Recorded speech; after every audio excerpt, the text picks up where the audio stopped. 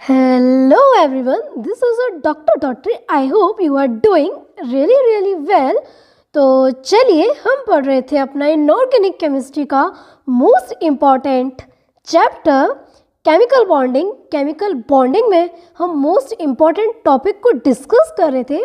हमने last class में discuss किया था बैक बॉन्डिंग को। आज बैक बॉन्डिंग के कुछ टाइप्स को पढ़ेंगे एंड एप्लीकेशंस को पढ़ेंगे। उसके बाद बैक बॉन्डिंग हमारी आज कंप्लीट हो जाएगी। चलिए स्टार्ट करते हैं बिना टाइम वेस्ट किए। तो लेक्चर को लास्ट तक देखना, बिल्कुल भी स्किप नहीं करना, और हाँ like comment share and subscribe करना बिल्कुल भी नहीं बोलना, ठीक है। जल्दी जल्दी से सब्सक्राइब करो, जल्दी जल्दी से 1K कराओ। फिर मैंने आप लोगों को सरप्राइज़ बताया हुआ है कि 1K के बाद आप लोगों के लिए बहुत बड़ा सरप्राइज़ मैं लेके आने वाली हूँ। चलिए स्टार्ट करते हैं बिना टाइम वेस्ट किए। तो बैक बॉन्डिंग में आगे बढ़ने से पहले हम 5 मिनट क्विक रिवाइज करते हैं, उसके बाद हम कंटिन्यू करेंगे, ठीक है। चलिए देखिए, पहला क्वेश्चन तो बैक बॉन्डिंग में ये आया था कि बैक बॉन्डिंग होने के लिए कंडीशंस क्या क्या थी। तो बैक बॉन्डिंग होने के लिए कंडीशंस ये थी कि सेंट्रल एटम पर तो वैकेंट ऑर्बिटल होना चाहिए एंड उसके बिल्कुल एडजेसेंट एटम पर लोन पेयर होने चाहिए। क्या कंडीशन थी बैक बॉन्डिंग के लिए? कि सेंट्रल एटम पर वैकेंट ऑर्बिटल होना चाहिए। वो पी सबशेल की भी हो सकती है और वो डी की भी हो सकती है, ठीक है। वो पी ऑर्बिटल की भी हो सकती है, वो डी ऑर्बिटल्स की भी हो सकती है। लेकिन जो लोन पेयर होते हैं वो आप लोगों को ऑलवेज पता है कि lone pair always P subshell के होते हैं, है ना, पी ऑर्बिटल के होते हैं। क्योंकि डी सबशेल में तो आपको याद है, डी ब्लॉक में तो हम कोऑर्डिनेट बॉन्ड को डिस्कस करते हैं, तो always lone pair P subshell के होते हैं। तो जब भी माइंड में क्वेश्चन आए आपके, जैसे आपको कहीं भी बैक बॉन्डिंग दिख जाए, बैक बॉन्डिंग वर्ड ही दिख जाए आपको कहीं, तो बैक बॉन्डिंग आते ही आपके माइंड में क्या आना चाहिए? अरे एक एटम पर तो वैकेंट ऑर्बिटल चाहिए, चाहे वो पी की हो चाहे वो डी की हो, और उसके बिल्कुल बगल वाले पर जस्ट एडजेसेंट पर क्या चाहिए? हमें लोन पेयर चाहिए। हो गई बैक बॉन्डिंग, बस उसी को आप टिक कर दोगे, ठीक है। तो बैक बॉन्डिंग की कंडीशन क्या है कि एक सेंट्रल एटम पर वैकेंट ऑर्बिटल होना चाहिए और उसके एडजेसेंट एटम पर क्या होना चाहिए? लोन पेयर होना चाहिए। वहाँ पर बैक बॉन्डिंग प्रेजेंट होगी। फिर मैंने आपको कंडीशन बताई थी कि बैक बॉन्डिंग रेजोनेंस की सिमिलर होती है। क्यों? क्योंकि रेजोनेंस भी स्पीसीज की स्टेबिलिटी को इंक्रीज कर रहा था, ऐसे ही बैक बॉन्डिंग क्या करता है? स्पीसीज की स्टेबिलिटी को इंक्रीज करता है। फिर मैंने आपको एग्जाम्पल कराए थे इसके बहुत सारे। मैंने मोर देन 10 आपको क्वेश्चन बैक बॉन्डिंग के अंदर क्लास के अंदर कराए होंगे। ये आप लोगों को लग रहा है कि एग्जाम्पल है, बट ये एग्जाम में आए हुए PYQ हैं, ठीक है। तो ये नहीं समझना है, इसको हल्के में नहीं लेना, एग्जाम्पल को भी बिल्कुल ध्यान से समझना है। अगर इसमें बैक बॉन्डिंग हो रही है किसी कंपाउंड में, तो क्यों बैक बॉन्डिंग हो रही है? देखो, किसी भी चीज़ का Y जितना ज़्यादा सॉलिड होगा उसका उतना बेटर आंसर निकल के आता है ना। तो BF3 में आपको याद नहीं करना, आज तक आप लोग याद करते हुए आ रहे थे कि कुछ बच्चे ऐसे होते हैं कि वो क्या करते हैं, उनको समझ में नहीं आता बैक बॉन्डिंग, वो लास्ट मोमेंट पे सिर्फ याद कर लेते हैं कि हाँ इसके अंदर बैक बॉन्डिंग हो रही थी, इसके अंदर बैक बॉन्डिंग हो रही थी, याद कर लेते हैं। अब बिल्कुल याद करने का कोई भी चक्कर नहीं है, याद करो बस। क्या याद करना है? सेंट्रल एटम पर वैकेंट ऑर्बिटल हो, चाहे पी की हो चाहे डी की हो, और उसके बिल्कुल एडजेसेंट एटम पर लोन पेयर होने चाहिए। अगर आप अभी भी वैकेंट ऑर्बिटल नहीं पहचान पा रहे हो तो मेरे प्रीवियस लेक्चर जाकर देखो, ठीक है। फिर भी एक बार रिकॉल कर देती हूँ। देखो, जो पी सबशेल होती है, जो सेकेंड पीरियड के एलिमेंट होते हैं उसमें पी सबशेल आएगी। तो सेकेंड पीरियड के एलिमेंट अपने ऑक्टेट को कंप्लीट करते हैं, ठीक है।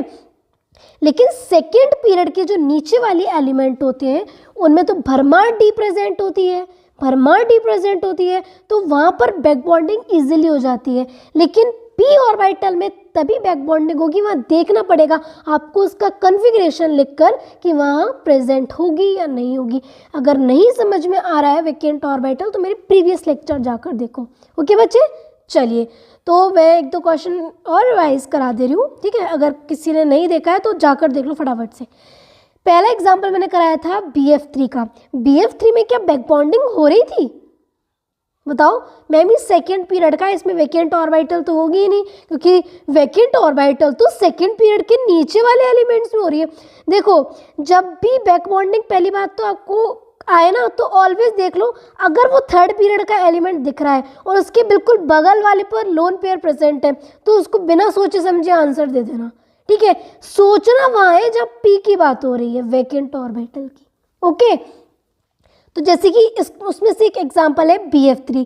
BF3 में क्या हुआ कि बोरॉन पर वैकेंट p ऑर्बिटल होती है एंड फ्लोरीन बिल्कुल बगल वाले एटम पर लोन पेयर प्रेजेंट है, तो हो गई ना बैक बॉन्डिंग। इसलिए एक क्वेश्चन आता है कि BF3 अपना डाइमर नहीं बनाता जबकि BH3 अपना डाइमर बना लेता है, क्योंकि कोई भी स्पीसीज हो, कुछ भी हो, वो क्या चाहती है, अपनी स्टेबिलिटी को बढ़ाना चाहती है और अपनी एनर्जी को कम करना चाहती है। क्या करना चाहती है वो, अपनी स्टेबिलिटी को बढ़ाना चाहती है एंड अपनी एनर्जी को कम करना चाहती है। हम भी एज अ ह्यूमन बीइंग भी हम यही चाहते हैं कि किसी भी काम में एनर्जी तो कम लगे लेकिन उसका आउटपुट बेटर है। तो वही हमारे केमिस्ट्री के अंदर होता है कि कोई भी स्पीसीज अपनी स्टेबिलिटी को बढ़ाना चाहती है और अपनी एनर्जी को कम करना चाहती है, तो बोरॉन में बैक बॉन्डिंग हो जाती है।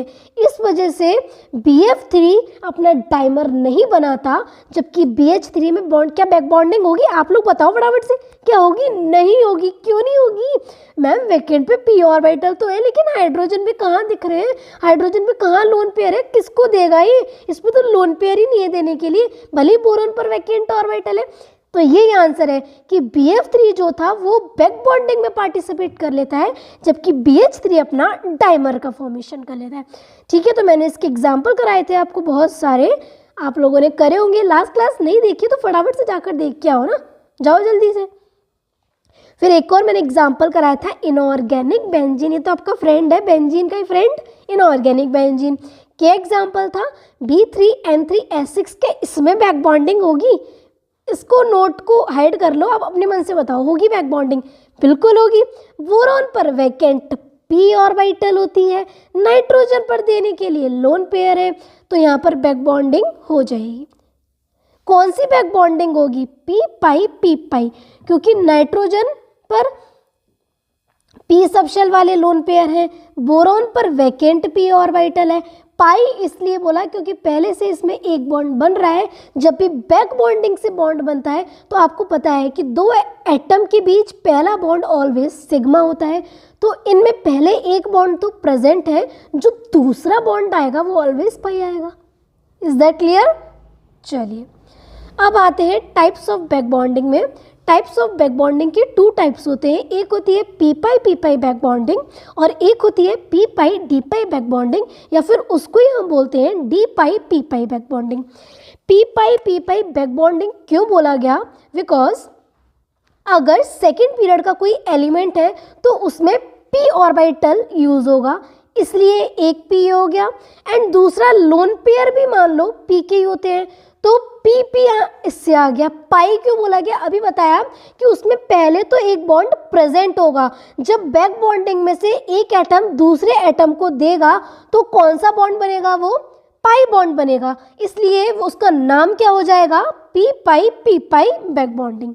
दूसरा टाइप होता है बैक बॉन्डिंग का p पाई d पाई बैक बॉन्डिंग या फिर d पाई p पाई बैक बॉन्डिंग। क्यों इसका नाम पड़ा p पाई d पाई, क्योंकि लोन पेयर तो ऑलवेज p के ही होंगे, है ना।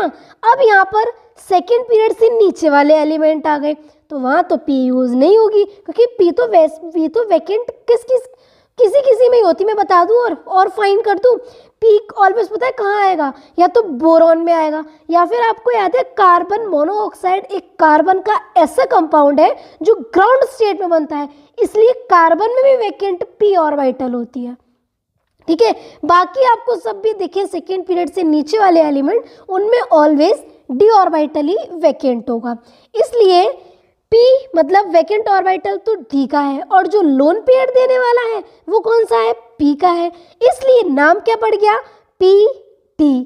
पाई क्यों बोला, पहले एक बॉन्ड प्रेजेंट है, जब बैक बॉन्डिंग उसको देगी, एक एटम दूसरे एटम को लोन पेयर देगा तो डबल बॉन्ड बनेगा। तो पहला बॉन्ड सिग्मा, इस सिग्मा सिर्फ पहला ही बॉन्ड बनता है, इसके बाद जितने भी बॉन्ड आएंगे सारे कौन से बॉन्ड होंगे, पाई बॉन्ड होंगे, इसलिए नाम क्या पड़ गया, पी पाई डी पाई बैक बॉन्डिंग। क्लियर है? चलिए जी, अब बात कर लेते हैं एप्लीकेशंस ऑफ बैक बॉन्डिंग की। मेरी बात ध्यान से सुनो, एक कॉन्सेप्ट मैंने आपको बताया था। पहले तो आप लोग मुझे ये बताओ कि आप लोग एसिड और बेस तो आइडेंटिफाई कर लेते हो ना, किसको एसिड बोलते हैं किसको बेस बोलते हैं, कर लेते हो आइडेंटिफाई। सुनो, एसिड किसको बोलते हैं, बेस किसको बोलते हैं। एसिड जो क्या बताओ किसको बोलते हैं, आप लोग बताओ पहले, सुनिए। एसिड, एसिड जो H+ आयन को डोनेट करता है एक्वस मीडियम में, उसको हम एसिड बोलते हैं, और जो OH- आयन को डोनेट करता है एक्वस मीडियम में, उसको हम बेस बोलते हैं। ठीक है, ये तो हो गया। लेकिन लुईस के अकॉर्डिंग एसिड और बेस का कॉन्सेप्ट ही अलग होता है। लुईस के अकॉर्डिंग एसिड जो लोन पेयर को एक्सेप्ट करता है उसको बोलते हैं लुईस एसिड, और जो लोन पेयर को डोनेट करता है उसको बोलते हैं लुईस बेस। तो लुईस के अकॉर्डिंग एसिड कौन होगा, जो लोन पेयर को एक्सेप्ट करेगा, एंड बेस कौन होगा, जो लोन पेयर को डोनेट करेगा। ठीक है, तो वही बात यहाँ पर स्टार्ट होने वाली है। एप्लीकेशन ऑफ बैक बॉन्डिंग में क्या होता है, पहला एप्लीकेशन है बैक बॉन्डिंग का। पहली बात तो अभी तक यहाँ रिकॉल करते हैं, बैक बॉन्डिंग कहाँ होगी, सेंट्रल एटम पर वैकेंट ऑर्बिटल होना चाहिए। पी का भी हो सकता है, डी का भी हो सकता है। मैंने ट्रिक बताई, पी का कब होगा, सिर्फ दो के केस में, बोरॉन एंड कार्बन का कार्बन मोनोऑक्साइड। फिर भी आप एक बार चेक कर लेना, क्या पता उसमें खाली हो। बाकी अगर सेकेंड पीरियड से नीचे वाला एलिमेंट मिल जाए तो उसमें ऑलवेज डी खाली खाली होंगी, है ना। और लोन पेयर ऑलवेज पी के ही होंगे, क्योंकि डी में तो कोऑर्डिनेट बॉन्ड बन जाता है मैम, है ना। तो बैक बॉन्डिंग के लिए सेंट्रल एटम पर वैकेंट ऑर्बिटल और उसके बिल्कुल बगल वाले एटम एडजेसेंट, याद रखना मैंने लास्ट क्लास में एक क्वेश्चन कराया था आप लोगों को फंसाने के लिए। ठीक है, तो वो चेक करो फटाफट से जाकर। तो बैक बॉन्डिंग में बिल्कुल बगल वाले पर लोन पेयर होना चाहिए। ठीक है, उसके बाद मैंने टाइप्स बता दिए कि 2 टाइप्स की बैक बॉन्डिंग होती है। ये क्वेश्चन आता है कि इसमें पी पाई, क्वेश्चन आता है कि इसमें से 4 ऑप्शन दे देगा, बोलेगा पी पाई बैक बॉन्डिंग कहाँ हो रही है, पी पाई डी पाई बैक बॉन्डिंग कहाँ हो रही है, आप लोग बता दोगे। अब तो कोई डाउट नहीं आना चाहिए ना। चलिए, फर्स्ट एप्लीकेशन बैक बॉन्डिंग का है टू डिटरमाइन बेसिक स्ट्रेंथ। पहले मेरी बात सुनो, 2 पर्सन है, ठीक है, एग्जाम्पल से समझो। 2 पर्सन है, एक पर्सन जो बिल्कुल फ्री है, एंड सेकंड पर्सन उसकी गवर्नमेंट जॉब लगी हुई है। अब किसी को अगर जाना है तो जो फ्री वाला पर्सन होगा वो हर किसी के साथ चल देगा, लेकिन जो गवर्नमेंट जॉब वाला पर्सन होगा उसको अपने टाइम के अकॉर्डिंग देखना पड़ेगा कि जा पाएगा कि नहीं जा पाएगा, वो इतना ईजिली एग्री नहीं हो पाएगा, है ना। तो जो फ्री पर्सन है वो हर किसी के साथ चल देगा, इजीली चल देगा, लेकिन जो गवर्नमेंट जॉब वाला पर्सन है वो इजीली नहीं जा पाएगा। ये बैक बॉन्डिंग के केस में होता है। एक एग्जाम्पल होता है ट्राई मिथाइल अमाइन का, और एक एग्जाम्पल होता है ट्राई सलाइन अमाइन या फिर ट्राई अल्काइल अमाइन का। इसमें क्या होता है, जो ट्राई मिथाइल अमाइन, क्या इसमें बैक बॉन्डिंग होगी, अब आप लोग बताओ क्या इसमें बैक बॉन्डिंग होगी, नहीं होगी। क्यों नहीं होगी मैम, नाइट्रोजन पर लोन पेयर तो है, लेकिन यहाँ कार्बन पर कोई वैकेंट ऑर्बिटल नहीं है। कार्बन का तो बस कार्बन मोनोऑक्साइड ही है जिसमें वैकेंट ऑर्बिटल होती है, लेकिन ट्राइसलाइल अमाइन में क्या होगा, नाइट्रोजन पर देने के लिए लोन पेयर भी है। एंड सिलिकॉन, भाई ये तो 3rd पीरियड का मेंबर है, इसमें तो भर भर के डी ऑर्बिटल है, तो इस पर डी ऑर्बिटल खाली है और इस पर लोन पेयर है देने के लिए, तो हो जाएगी बैक बॉन्डिंग। तो ये वाले लोन पेयर क्या है, फ्री है, जबकि ये वाले लोन पेयर फ्री नहीं है, बैक बॉन्डिंग में पार्टिसिपेट कर गए। तो जो बैक बॉन्डिंग में पार्टिसिपेट कर गए वो इजीली लोन पेयर को डोनेट नहीं कर पाएंगे, तो उनका बेसिक नेचर कम हो जाएगा। जबकि ये क्या है, फ्री वाले बंदे हैं, पूरे भरमा फ्री है ये तो ये तो इजीली दे देंगे ना लोन पेयर को। तो बेसिक नेचर किसका ज़्यादा होगा, जो इजीली दे देगा लोन पेयर को, और इसमें इजीली लोन पेयर को कौन दे रहा है, ट्राई मिथाइल अमाइन। इसलिए ट्राई मिथाइल अमाइन की बेसिक स्ट्रेंथ बढ़ जाएगी। क्लियर है। चलिए, सेकेंड एप्लीकेशन है बैक बॉन्डिंग का कि स्ट्रेंथ कैसे निकालोगे। अब आप पूछोगे मैम हमें बैक बॉन्डिंग निकालना तो आ गया, कि सेंट्रल एटम पर वैकेंट ऑर्बिटल देखना है एंड जस्ट एडजेसेंट एटम पर लोन पेयर देखना है। लेकिन मैम अगर उसमें पूछ लिया, मान लो हमारे पास 4 ऑप्शन दिए हैं, उसमें से हमें पूछ लिया कि किस, मान लो चारों में बैक बॉन्डिंग हो रही है मैम, लेकिन उसकी स्ट्रेंथ कैसे पता लगाएंगे हम कि किस में ज़्यादा होगी बैक बॉन्डिंग, किस में कम होगी? बताती हूँ ना, देखो लेक्चर को। देखो बैक बॉन्डिंग जो होती है वो साइज के इन्वर्सली प्रोपोर्शनल होती है। बैक बॉन्डिंग साइज के इन्वर्सली प्रोपोर्शनल होती है। अब आप मेरी बात ध्यान से सुनो, एक छोटा साइज है, एक बड़ा साइज है ना, तो जो छोटा साइज है वो क्या करेगा, इजीली ले लेगा इलेक्ट्रॉन को या इजीली दे देगा लोन पेयर को, लेकिन बड़ा वाला साइज इजीली नहीं दे पाएगा क्योंकि उसकी डिस्टेंस बहुत ज़्यादा हो जाएगी। इसलिए बैक बॉन्डिंग जो होती है वो साइज के इन्वर्सली प्रोपोर्शनल होती है। यहाँ आपकी बैक बॉन्डिंग कंप्लीट होती है। बैक बॉन्डिंग कहाँ कहाँ होती है, बहुत अच्छी तरह से मैंने 2 लेक्चर के अंदर आपको कंप्लीट करा दिया।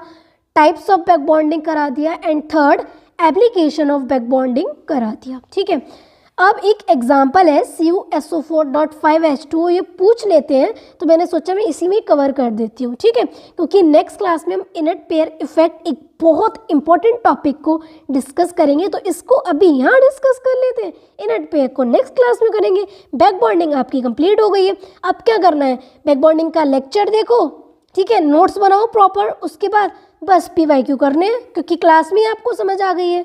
अब कुछ नहीं करना, बैक बॉन्डिंग के जहाँ से भी आपको क्वेश्चन दिख जाए ले लो, कहीं से भी दिख जाए आपको करना स्टार्ट कर दो। और अगर फिर भी डाउट आ रहा है, वैसे डाउट नहीं आएगा, फिर भी डाउट आ रहा है तो आप कमेंट सेक्शन के अंदर मुझे लिख कर दो पूरा क्वेश्चन, मैं नेक्स्ट वीडियो के अंदर ही वो क्वेश्चन डिस्कस करूँगी। ठीक है, चलिए तो एक एग्जाम्पल है CuSO4.5H2O, इसको हम बोलते हैं ब्लू विट्रियल के नाम से जानते हैं।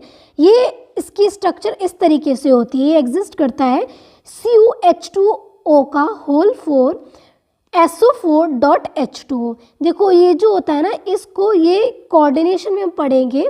ठीक है, कोऑर्डिनेशन पढ़ेंगे। अभी ये समझो, इस ब्रैकेट में जो ये वाला पार्ट होता है इसको बोलते हैं सेंट्रल मेटल, और जो ये वाला पार्ट होता है इसको बोलते हैं लिगेंड। ये कुछ इस फॉर्म में एग्जिस्ट करता है।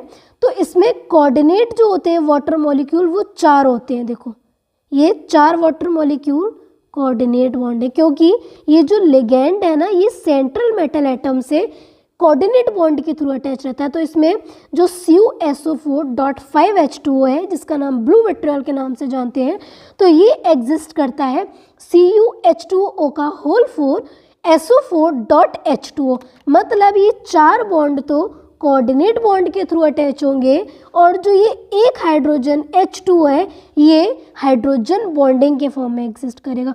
तो ये क्वेश्चन पूछ लेते हैं कि ब्लू विट्रियल के अंदर कितने कोऑर्डिनेट वाटर मॉलिक्यूल हैं और कितने हाइड्रोजन बॉन्ड वाटर मॉलिक्यूल हैं। तो कोऑर्डिनेट वाटर मॉलिक्यूल हैं 4 and 1 water molecule hydrogen bond है। क्लियर है? तो यहाँ पर आपका कंप्लीट होता है बैक बॉन्डिंग। कल नेक्स्ट टॉपिक इम्पॉर्टेंट टॉपिक है, स्टार्ट करेंगे। तो मेरे लेक्चर अगर पसंद आ रहे हैं तो लाइक कर दो यार, एक लाइक करने में क्या जाता है आप लोगों का। लाइक कर दो, कमेंट कर दो, शेयर कर दो अपनी फैमिली के साथ, अपने फ्रेंड्स के साथ, अपने ब्रदर सिस्टर के साथ, कि केमिस्ट्री को रटना नहीं है, इनऑर्गेनिक केमिस्ट्री को इस वे में भी पढ़ा जा सकता है। इतना कॉन्सेप्चुअल कुछ भी नहीं रटना, क्लास में ही याद हो जाएगा आपको, है ना। हर चीज़ कॉन्सेप्चुअल वाइज है। तो फटाफट से शेयर कर दो और सब्सक्राइब करा दो मेरे 1K, फिर मैं आपके लिए एक बहुत अच्छा सरप्राइज़ लेकर आने वाली हूँ। ठीक है, तो पढ़ते रहो, मेहनत करते रहो, कंसिस्टेंट रहो, कीप वर्किंग, कीप हसलिंग। जय हिंद, जय भारत।